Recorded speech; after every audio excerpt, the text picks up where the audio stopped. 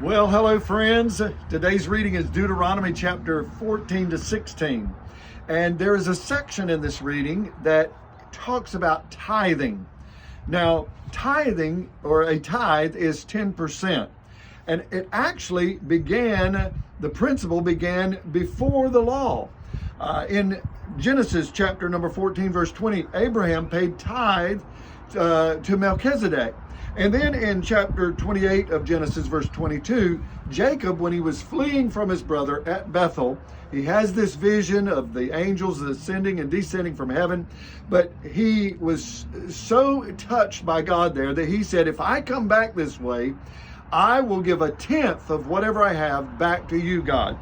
Well, in Leviticus chapter 27, verse 30, God says, all the tithe, whether the seed or of the fruit, is the Lord's. And then in Numbers chapter 18, verse 21, Levi, the priestly tribe, was the ones that were to receive the tithe.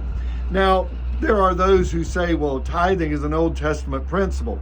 In the New Testament, in Matthew chapter 23, when Jesus was talking and addressing about the hypocrisy of the Pharisees, they were paying tithe off of the smallest little things, and yet they didn't have justice and mercy and faith. And Jesus said, you ought to do these, you ought to pay tithes, but you must also do these other things.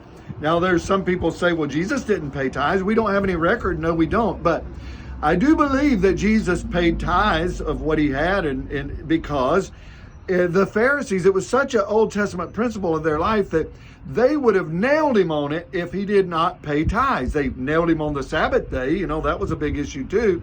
But they would have nailed him and they would have addressed it if Jesus hadn't paid tithes. Now, in Malachi, one of the prophets, he says, you have robbed God. He's talking to the Israelites. You've robbed God. How? By not paying tithes.